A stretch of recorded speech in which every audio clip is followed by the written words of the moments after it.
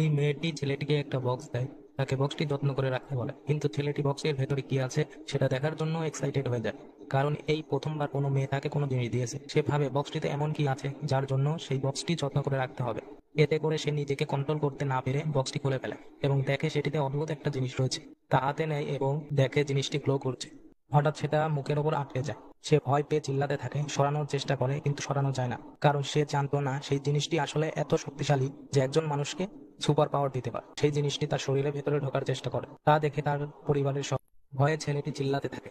তা দেখে তার পরিবারও ভয় পেয়ে যায় এবং তার চাচা তাকে বাঁচানোর চেষ্টা করে, কিন্তু সেই অদ্ভুত জিনিসটি তার চাচাকে শক দিয়ে উড়িয়ে দেয়। হঠাৎ সবকিছু শান্ত হয়ে যায় এবং ছেলেটি বুঝতে পারে তার শরীরে অস্বাভাবিক কিছু হচ্ছে, কারণ অদ্ভুত সেই জিনিসটি শরীরের সাথে মিলিত হওয়ার চেষ্টা করছে। তাকে ছাদের সাথে আটকে এবং তার শরীর পুড়তে থাকে, যা দেখে তার পরিবারের সবাই মনে করে তার ভেতরে হয়তো ভূত ঢুকে পড়ে। ছেলেটি ব্যথা ও ভয়ে চিল্লাতে থাকে। অবশেষে দেখা যায় ছেলেটির শরীর অদ্ভুত এক নীল পোশাকে আবৃত হয়ে যাচ্ছে এবং